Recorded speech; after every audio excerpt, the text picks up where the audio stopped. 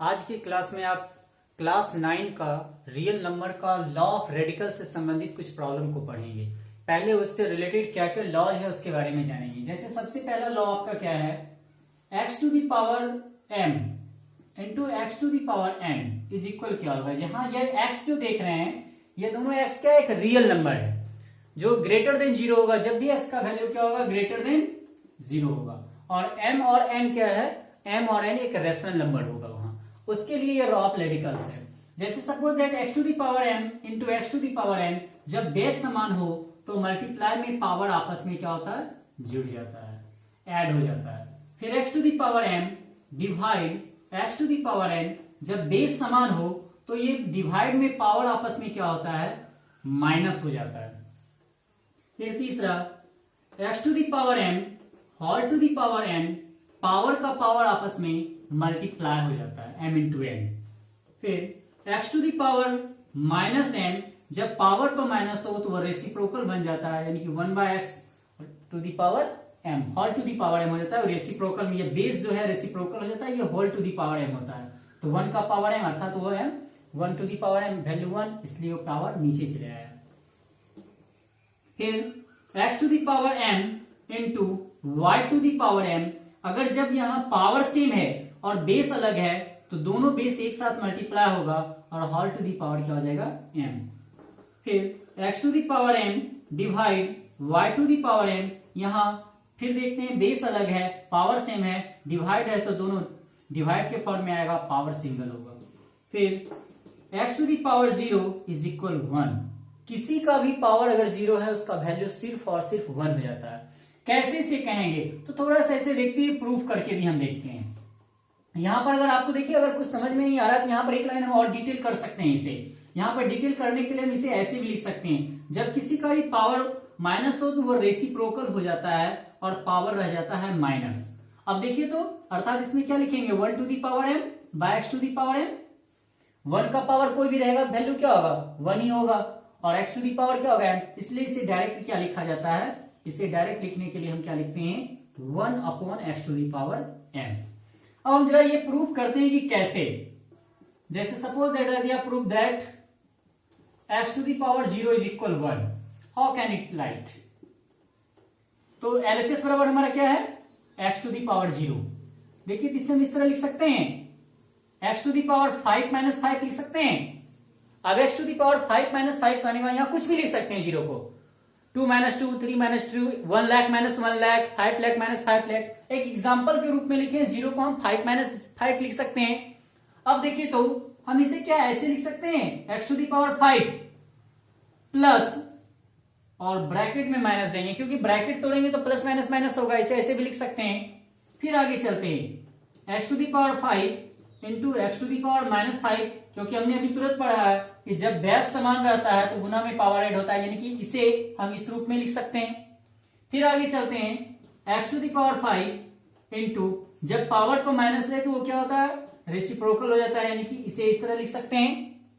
अब देखिए तो x to the power 5 x to the power 5 cancel हो गया, क्या है 1।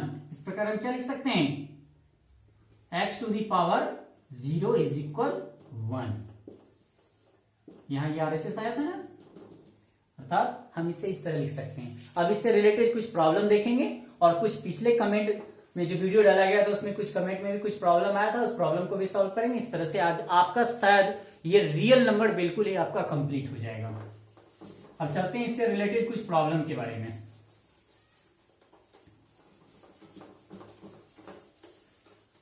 बहुत ही आसान चैप्टर है, इसे बनाना ये टॉपिक बहुत ही आसान है। आराम से इसे घर बैठे बैठे आप आराम से खत्म कर सकते हैं, कोई आपको परेशानी नहीं होगी। अगर कुछ रहे तो एग्जाम्पल वगैरह भी कुछ प्रॉब्लम देख के बना सकते हैं। जैसे भी एक एक सवाल देखते जा रहे हैं।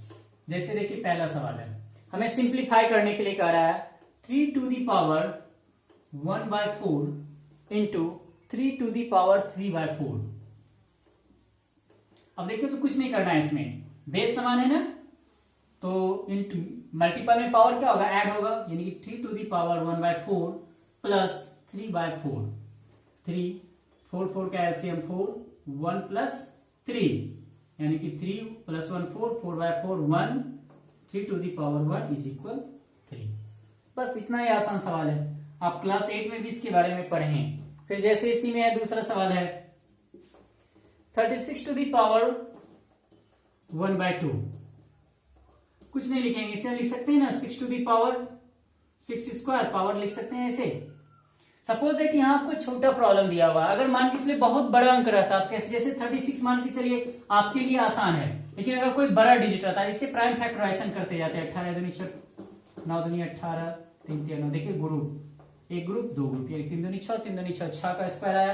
अर्थात इस तरह से हम उसे प्राइम फैक्टराइजेशन करके भी होल स्क्वायर के फॉर्मेट में हम ला सकते हैं। आराम से क्या लिखेंगे, पावर का पावर आपस में क्या होता है, मल्टीप्लाई होता है, यानी कि 2 into 1/2, 2 2 cancel, 6 to the power 1, that means 6। इसी तरह से आप आराम से इस प्रॉब्लम को बना सकते हैं, बहुत ही छोटा चैप्टर है। जैसे सपोज दैट अगर आपका रहेगा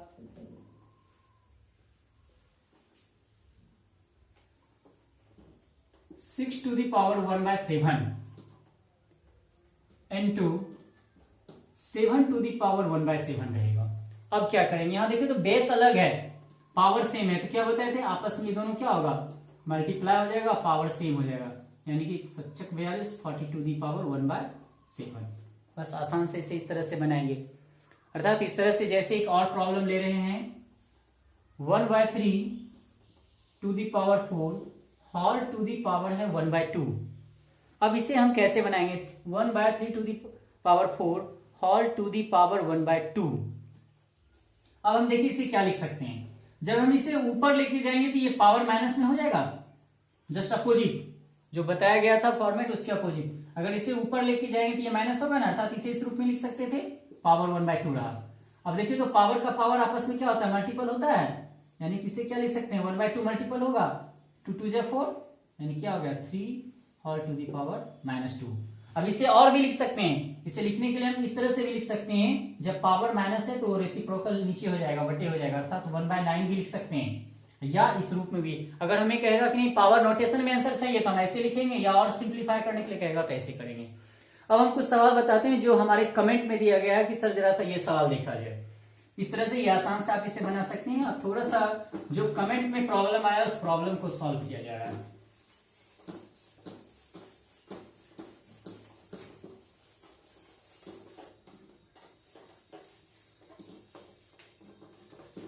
प्रॉब्लम में पिछले लेक्चर से भी कुछ सवाल है, जरा सा सवाल को देखेंगे, बहुत आसान सवाल है, बहुत ज्यादा डिफिकल्ट नहीं है। जैसे सवाल दिया हुआ है, if √2 is equal 1.41 and √5 is equal 2.24, तो कह रहा है फाइंड द वैल्यू ऑफ